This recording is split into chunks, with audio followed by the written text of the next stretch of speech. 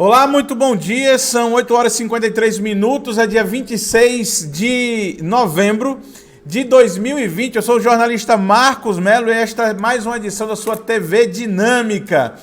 Hoje não está comigo o Gustavo Almeida, porque o Gustavo Almeida acaba de se tornar pai de uma linda princesa. Princesa, inclusive, o nome da menina é grande.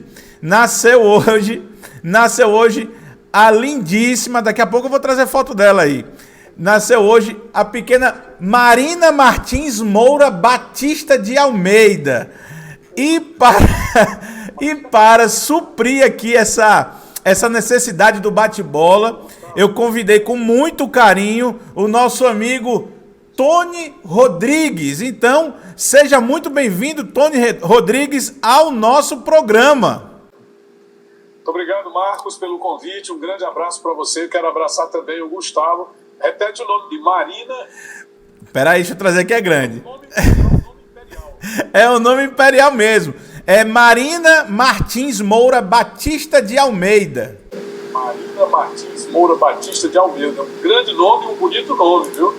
E filha de um grande cidadão, porque não resta dúvida de que tem um pai com uma conduta irretocável. Quero parabenizar o casal, filha dele. E você que vem vindo, que seja bem-vindo e que seja tão lindo quanto o amor desse casal. É verdade. Tony, muito obrigado aqui. Já agradeço em nome do Gustavo essas palavras. Com certeza ele vai lhe mandar um agradecimento a respeito disso. Pode estar, inclusive, nos assistindo. Eu duvido muito. Quando a minha nasceu, eu não quis saber de outra coisa senão olhar para ela. Mas daqui a pouco ele vai ver a reprise, vai mandar abraços aí.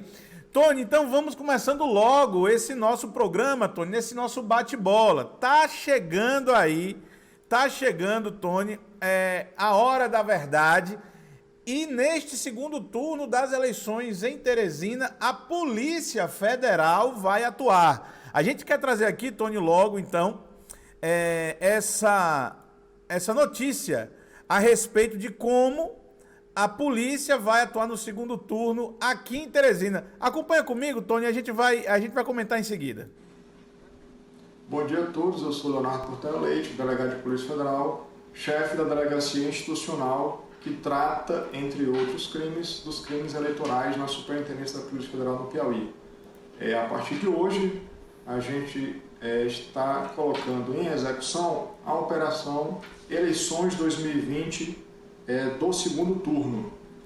A diferença desse segundo turno, do nosso trabalho do segundo turno para o primeiro turno, é que no primeiro turno a gente espalhou o nosso efetivo por várias cidades e várias zonas em todo o estado, enquanto que agora no segundo turno todo o efetivo da Superintendência da Polícia Federal ficará concentrado em Teresina e a partir de hoje teremos equipes 24 horas de sobreaviso para atender qualquer ocorrência eleitoral.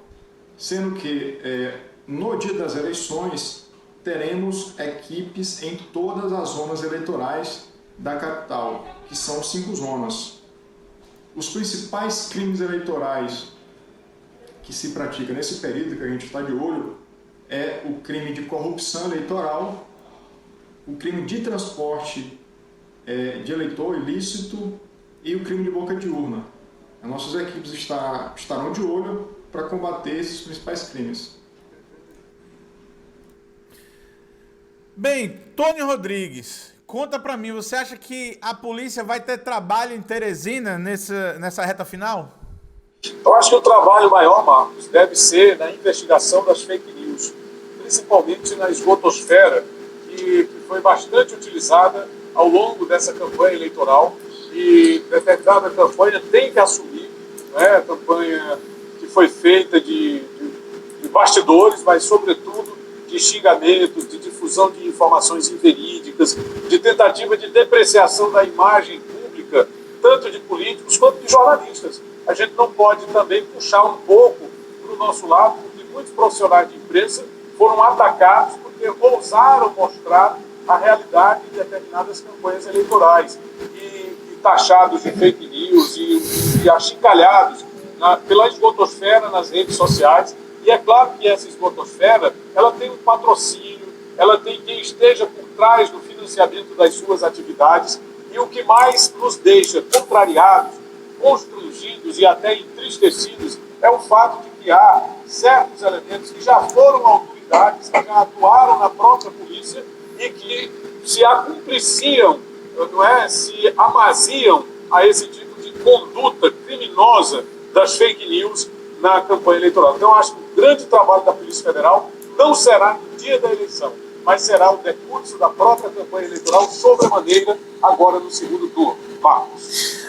Pois é, Tony, a gente sabe que toda campanha, e seja qual for ela tem um pilar muito forte na questão da articulação política.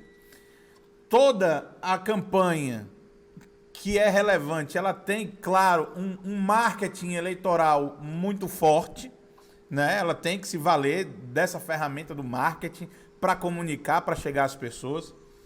Mas o advento das redes sociais, a importância que as redes sociais tomaram, Tony, nos últimos tempos, nos fizeram encontrar um outro pilar que se fortaleceu nas últimas eleições e nessa, parece que em alguns casos, de maneira bastante decisiva, essa esgotosfera que você fala, né, a disseminação sistemática de fake news, esse assassinato de reputações, as verdadeiras milícias ou organizações criminosas digitais, né? Os criminosos digitais de redes sociais que nestas eleições, e a gente olhando, não precisa nem ter muito cuidado, mas olhando os grupos de lideranças políticas em Teresina, grupos que debatem as campanhas, a gente vê algumas personalidades, uma dentre elas se destaca absolutamente entre todos os cenários e serviu a principalmente duas campanhas, a do doutor Pessoa, que está no segundo turno, e a campanha também do Fábio Abreu, ex-secretário de Segurança por 2 vezes. É uma figura que circula entre as hostes de poder vinculadas ao governo do Estado e não se, vamos dizer assim, não se contenta apenas em espalhar fake news. É um cidadão aí, é uma figura que vive da destruição de reputações, claramente servindo a um propósito eleitoral. Você acredita que a Polícia Federal chega numa situação dessa? É irrelevante? Qual a sua visão sobre isso?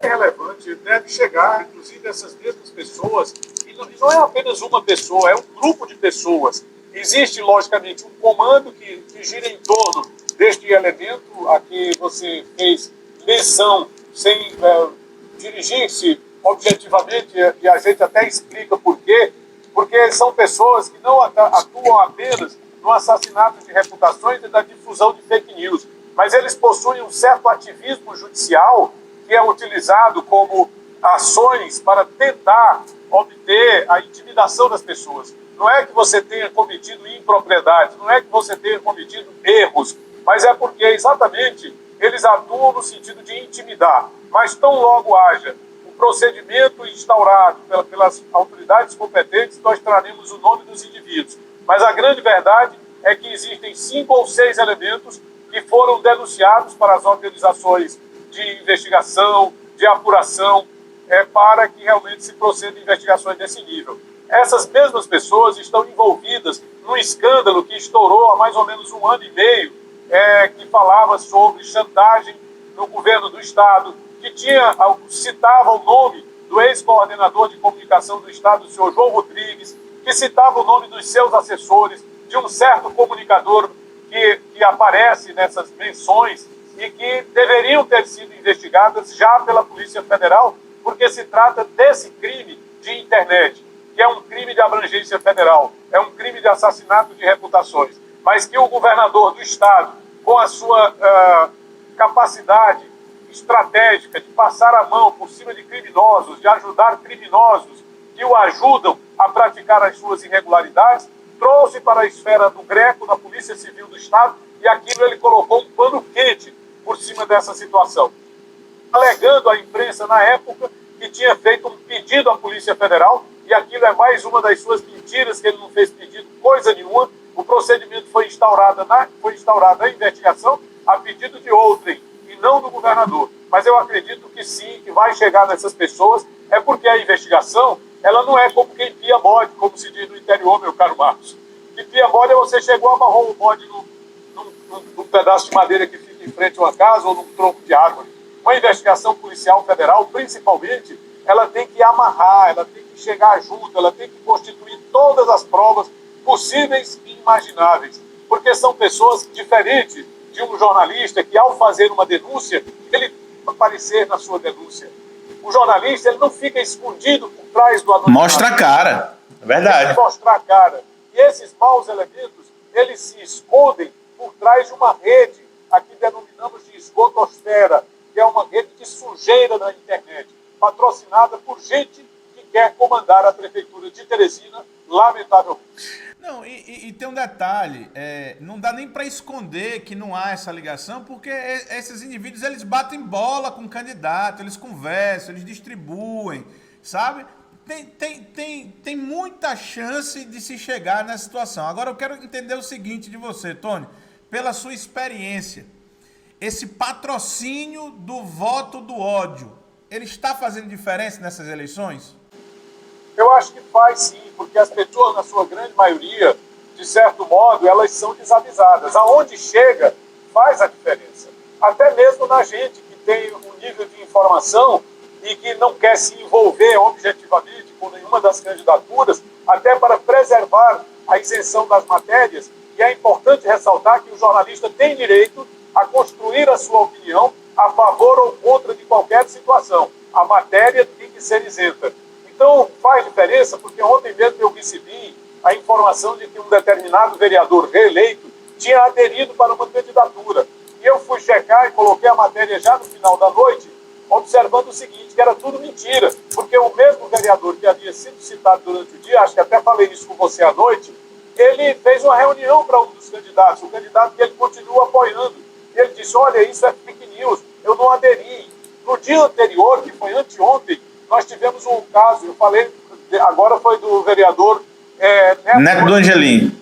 Neto do Angelim. Anteontem nós tivemos o caso do vereador Valdemir Virgino, que foi também informado através dessa rede de esgotosfera, dessa rede de fake news, patrocinada por uma determinada candidatura, de que o vereador Valdemir Virgino também tinha feito sua adesão. E, no entanto, à tarde, na terça-feira à tarde, ele participou de uma caminhada na periferia com o candidato Kleber Montezuma e a participação do prefeito Firmino Filho, que apoia a campanha do professor Kleber.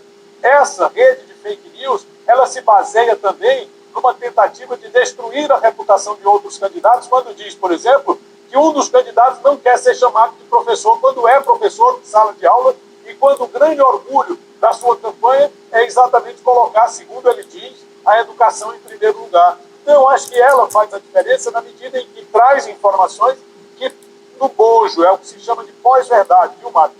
O que é a pós-verdade no estudo da academia? E aqui eu não sou academicista, você sabe que eu desprezo esse tipo de utilização de informação para tentar transferir para as pessoas a ideia de ter mais conhecimento que qualquer outro indivíduo. Mas como eu leio bastante, procuro me informar sobre os meandros da minha profissão, a pós-verdade é o seguinte, você tem um fato verdadeiro, que é o quê? Que é a campanha. Qual é o outro fato verdadeiro? Um ou outro elemento da política adversária fez a adesão. Então, a pós-verdade, ela se baseia, primeiro, de que existe um fato que pode ancorar uma informação inverídica. Então, se um determinado suplente de vereador aderiu, ou dois ou três, e aí você vai criando, porque essas pessoas já fazem parte do grupo, então você vai criando aquele imaginário de adesões. Então, por que você não pode colocar alguém que não aderiu para trazer desfalque para a campanha do outro candidato? Então, você vai colocando algumas pessoas que aderem, que não têm importância nenhuma, conforme eu já disse. Inclusive, vi o candidato doutor Pessoa enxotando do seu caminhão o ex-vereador Joninha. Tem um vídeo circulando na internet mostrando isso. Mas o ex-vereador Joninha não é mais vereador e pode ter aderido ao doutor Pessoa. Mas outros candidatos não. Só que você pega a campanha eleitoral, a adesão de uma pessoa que não tem impacto nem importância e começa a trazer no somatório de informações que são agora inverídicas, o nome de outras pessoas termina causando um impacto negativo junto à sociedade, que não tem como conferir de pronto a veracidade dessas informações e junto ao ânimo da própria militância, que é a mesma coisa. Então, afeta sim, prejudica o equilíbrio do pleito sim, e a Polícia Federal precisa tomar providências sim. Pois é, Tony, a gente falou aqui sobre a Polícia Federal vigiando, que eles acreditam que são os crimes mais comuns. Esse crime do ódio, da destruição de reputações, inclusive num cenário em que a pessoa se cerca de autoridades do executivo, às vezes do judiciário, e vai até intimidando qualquer tipo de denúncia, é muito grave, é uma novidade. Eu acredito que a gente tem que seguir em frente nisso também, para trazer à luz do dia. Vamos tirar isso das redes sociais e trazer isso para o jornalismo, porque é um fator que eu também, como você, acredito que tem tido a sua influência, se não determinante, mas colaboradora, com certeza, de algum resultado aí nestas eleições em Teresina e também pelo interior do estado. Bem, Tony... Oi. Eu queria só observar o seguinte: esse fato diz respeito a um princípio jornalístico, que é ficar ao lado do que está certo. Porque o jornalismo, ele pode assumir lado, sim, contra o erro, contra o crime, contra o estupro da verdade e a favor daquilo que é certo, da ética, da moralidade e da defesa dos costumes positivos, inclusive nas eleições. Então, existe esse desejo de que as coisas funcionem corretamente e o jornalista pode assumir a defesa da verdade. Eu acho que esse é um procedimento que todo profissional deveria ter. Pois é, Tony. A gente tem que entender, inclusive, de onde vem o patrocínio, como é que, porque não é esse trabalho do incentivo ao ódio, né, da queima de currículos, reputações na internet, nas redes sociais. Ele é um trabalho patrocinado. Esse dinheiro vem de algum canto, muito provavelmente não é do bolso dos candidatos, tá entendendo? Tem em algum momento aí, como a política trabalha, tem alguma promessa, tem alguma coisa, é preciso investigar, e esse ódio, ele vem travestido de meme, ele vem travestido de, às vezes, piadinha, e como você disse, ele utiliza fragmentos de verdade para contar uma mentira inteira. É verdade. Esse é um grande desafio para a gente. Quem está sendo investigado por esse tipo de situação é o governo do Estado, é o governo do senhor Wellington Dias. A Polícia Federal instaurou um procedimento, um inquérito chamado Fake SMS. E esse inquérito, desde o mês de agosto, ele investiga disparos em massa patrocinados pelo governo através de uma empresa chamada Mobmart, pertencente ao senhor Carlos Alexandre Novaes Pontes. E ela tem endereço fixo e ela está sendo investigada. Foi feita a apreensão de equipamentos, de computadores, de documentos dessa empresa para ver até onde vai o nível de envolvimento do governo do Estado e dos elementos que compõem o governo do Estado. E alguns indivíduos que foram secretários de segurança, delegado de polícia, eles são as pessoas que nas redes sociais hoje repercutem as infâmias dessa esgotosfera, dessa rede de assassinato de reputações. E é uma coisa muito antiga, Marcos. Só que mudou de endereço agora. Antigamente você fazia esse assassinato de reputações através de pichações que o PT sempre fez nos muros de Teresina, contra o PFL, contra o MDB na época, do senhor Monsanto, do senhor Napoleão. Sempre foi obra do PT. E é quem tem tempo para andar de noite nas madrugadas, fazendo pichações, colocando cartazes e imundícies nas estátuas que falam sobre os grandes homens públicos do nosso passado, como fizeram com a estátua do Petrônio Portela, do professor João Ferraz, do próprio Getúlio Vargas, que não obstante ser um ditador, mas que tem também a sua presença e a sua participação na história do Brasil. Então, essas pessoas é que têm tempo de andar pelas noites e madrugadas fazendo esse tipo de marmota. E eles é que estão sendo investigados pela propagação de fake news. Só para finalizar essa informação, Tony, vale lembrar também que esse é mais um escândalo que pode chegar à Secretaria de Educação de Estado do Piauí, porque a empresa que está sendo investigada é a mesma empresa que fornece o software MobEduca, que em tese deveria controlar a presença de alunos e de funcionários nas escolas do governo do estado, na capital e pelo interior do Piauí. né? É um contrato milionário que existe entre o governo e essa empresa, que deveria controlar a frequência escolar, né? É muito... Mas eu também nunca vi um relatório dessa empresa, apesar dos milhões de reais que são depositados nessa empresa por conta desse contrato. Eu nunca vi o governo passar um relatório a respeito de presença, estatística, e olha só, deveria ser em tempo real. O contrato diz que esse controle é em tempo real. Então, enquanto falamos, era para a gente poder saber quantas crianças estão nesse exato momento assistindo aula lá em Morro Cabeça no Tempo, lá em Corrente, lá em São Raimundo, aí em Altos, tá entendendo? Em Campo Maior, mas isso não existe. É uma coisa a ser investigada. Tony, vamos passar para frente. Bola pra... Oi. Nesse exato momento, aqui na terra dos Carnaubais, vou já ali fazer uma visita ao Monumento aos Heróis do Genipapo. Só para fechar essa história da Mob Educa, é importante ressaltar que esse software ele é distribuído gratuitamente pelo Ministério da Educação. Não precisava a Secretaria de Educação do Estado pagar 7 milhões e 200 mil reais à empresa Mobmark pela adoção desse software. E ao longo dos últimos 10 anos, a empresa faturou 19 milhões e 800 mil reais no governo do Estado. Aí fica fácil, né, Tony? Fica fácil. Aí não tem crise que pega um caba desse. Seguinte, Tony, você falou aí das fake news de algumas adesões, mas existem adesões que estão acontecendo de verdade. Isso é um fato. Sim.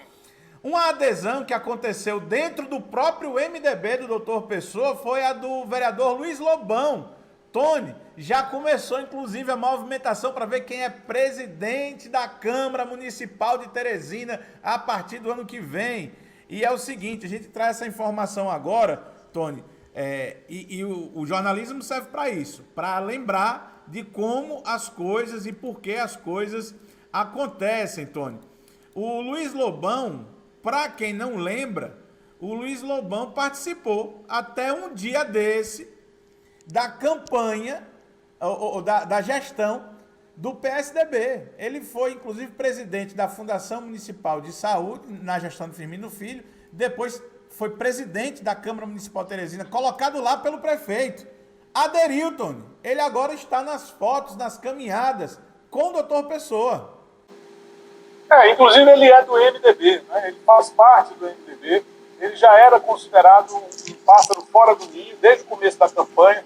Houve até uma tentativa de impedir a sua candidatura, porque ele alegava antecipadamente que votava no candidato do PSDB no primeiro turno. Mas o doutor Luiz Lobão, ele não faz campanha de prefeito, viu, Marcos? É importante destacar isso.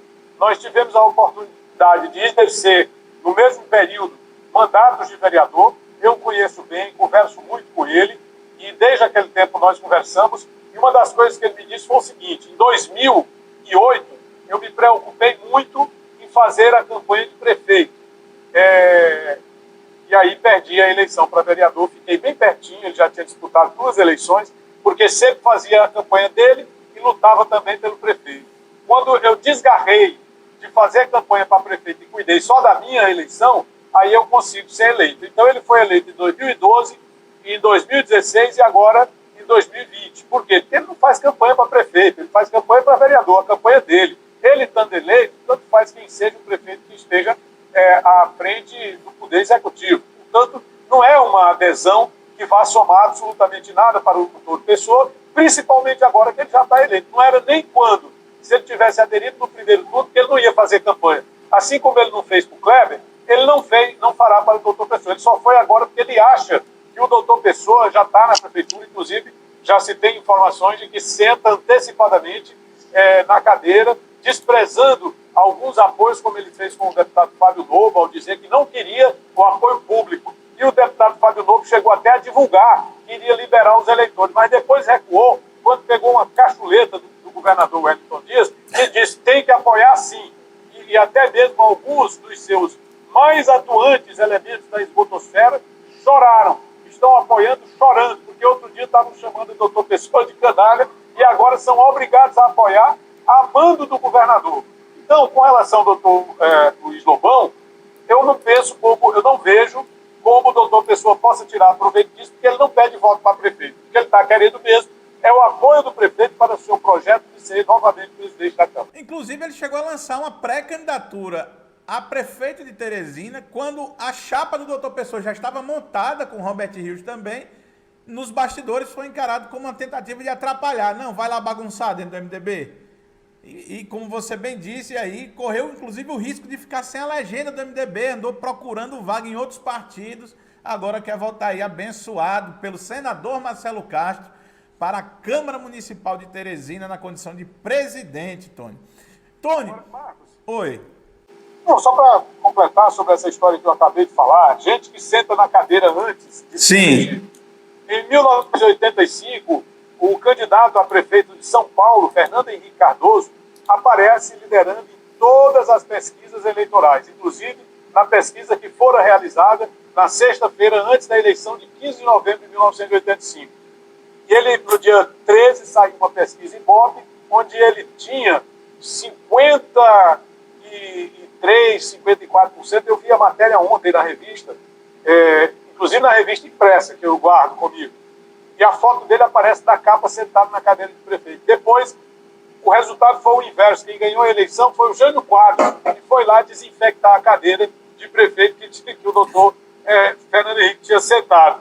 Uma outra situação que nós vimos bem recentemente foi a situação do Florentino em 2016, prefeito de Parnaíba, chegando perto da eleição, disse: rapaz, vou fazer uma viagem dentro de Fortaleza, fique tomando de conta aí da minha campanha, que eu já ganho, né? Não precisa mais eu fazer a campanha. Eu vou lá em Fortaleza resolver uns problemas de ordem pessoal e segunda-feira a gente está aqui para comemorar o resultado.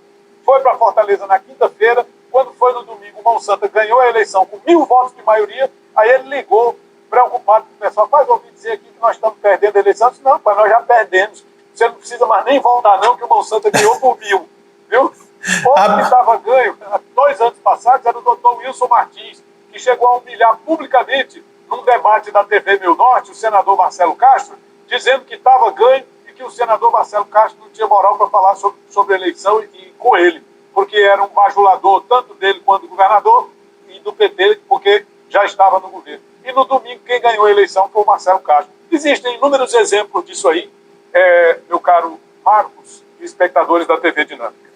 Pois é, Tony, eu queria que você trouxesse um comentário sobre isso. Eu nunca tinha visto, pelo menos assim, visto com estes olhos. Eu tenho notícia porque a gente lê, mas eu nunca tinha visto, assim, gente mudando de lado tão rápido, de discurso tão rápido, e gente com tanta antecedência já ocupando as vagas, as vagas que ainda nem estão disponíveis. Eu acho que você esqueceu, inclusive, uma eleição que estava ganha para a Assembleia Legislativa do Estado do Piauí, quando o presidente Temístocles se reelegeu pela 6ª ou 7ª vez, eu perdi a conta aqui, ele já está na 9ª vez reeleito. Quando ele se reelegeu pela 7ª ou 6ª, a disputa foi exatamente com o Fábio Novo.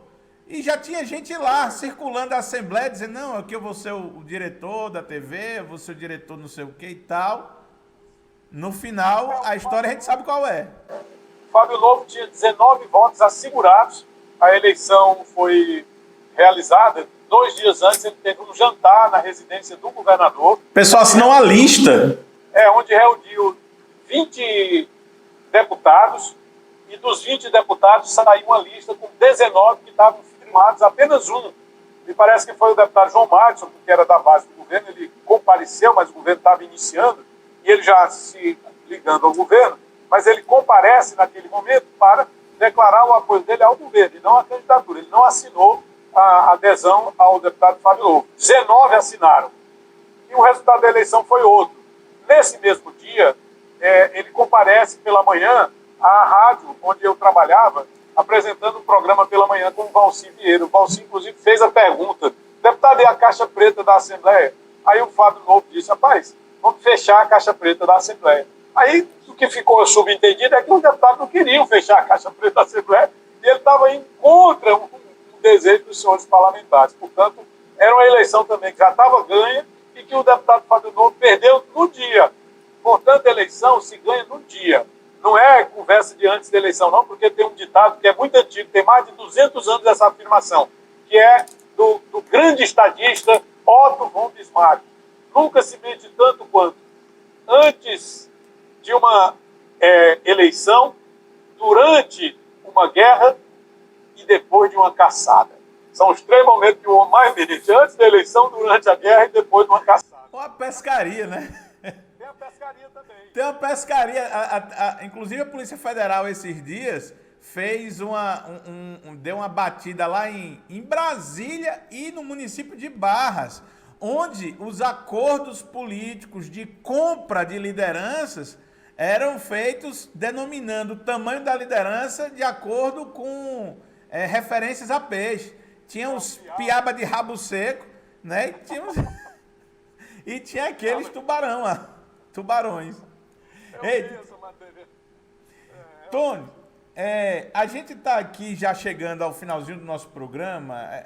Foi para a gente fazer esses registros do que está acontecendo agora. Eu quero agradecer demais a sua disponibilidade de estar aqui com a gente. E quero deixar a oportunidade que você mande o seu recado aí à população. Às vésperas dessa eleição é um momento importante e gostaria que você deixasse sua mensagem. Você tem esse espaço aberto.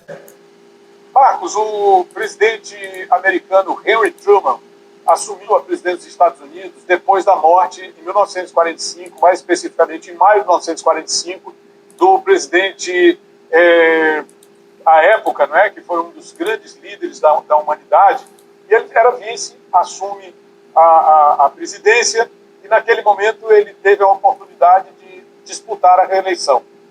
E era dado como derrotado. Ele assumiu a vaga deixada pelo Franklin Delano Roosevelt. E era dado como derrotado, porque o candidato republicano, Thomas Dewey, um grande líder, senador, já havia firmado o seu nome no panteão dos grandes líderes. E o Thomas Dewey foi com o Harry Truman para um enfrentamento eleitoral em 1946.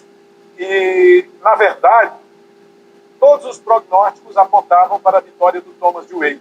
E as apurações, até 99%, atribuíram a vitória ao Thomas Dewey. Tanto é que, à noite do dia 3 de novembro de 1946, o jornal The New York Times gravou a seguinte manchete: Dewey vence Truman. Não é? Dewey vence Truman. O presidente, 6 horas da manhã, ao sair da Casa Branca, disse: mas está faltando ainda 0,1% dos votos a serem apurados. Portanto, vamos esperar até o final. Pegou o jornal, leu, meio-dia saiu o resultado formal. Ele tinha conseguido uma virada. Ganhou por poucos votos, mas ganhou. Portanto, como eu digo para você, esse negócio, isso vale para qualquer dos lados, tá? Para qualquer dos lados. Esse negócio de vitória antes do tempo não existe. Vitória só acontece ao término da apuração. Porque na eleição, você imagina, agora mesmo nós tivemos candidatos que cantaram a vitória antes do tempo, a justiça identifica irregularidades através de denúncia formalizada pelo Ministério Público Eleitoral e o resultado da eleição vira completamente. Então, eleição só se decide ao final. Esse é o recado. E que as pessoas, ao comparecerem às urnas, compareçam desprovidas do espírito de confronto, do espírito de animosidade. Pensem na eleição como uma festa da democracia, como um momento oportuno para você praticar o seu direito sagrado ao voto, de escolher os destinos do seu município, qualquer que seja ele, mas principalmente da nossa querida e amada cidade de Teresina. Pois, Tony, faço das suas as minhas palavras, que as pessoas possam comparecer às urnas sem ódio e pensando mais no desenvolvimento a qualquer um dos candidatos que venha a vencer. A gente deseja também o discernimento de administrar bem a cidade e cada um deles que conte com a nossa fiscalização. Muito obrigado, Tony, pela sua participação no nosso programa. Mais uma vez, um abraço ao nosso querido Gustavo, a pequena Marina, que chega com esse nome de princesa e vai trazer felicidade demais ao pai Gustavo Almeida e à mãe Andressa Martins. A gente vai ficando por aqui e a qualquer momento, daqui até as eleições e na segunda-feira, tem ao vivo da gente comentando o resultado, já o que vem em seguida disso, Tony, e você é sempre muito bem-vindo a estar aqui com a gente no nosso programa. Obrigado, grande Marcos. Grande abraço a todos. Um grande abraço. Bem, a gente vai ficando por aqui. Você que nos acompanhou nessa edição da TV Dinâmica da quinta-feira, muito obrigado. A gente traz sempre mais conteúdo exclusivo nas nossas redes sociais e também no site Política Dinâmica. Vamos ficando por aqui, desejando você um ótimo final de semana e vá lá, deposite, você que está em Teresina, o seu voto com amor na urna, com razão, querendo bem. Esse negócio de votar em ódio não dá certo, tá bom? Um grande abraço, tudo de bom, até mais e a gente se vê. Tchau, tchau.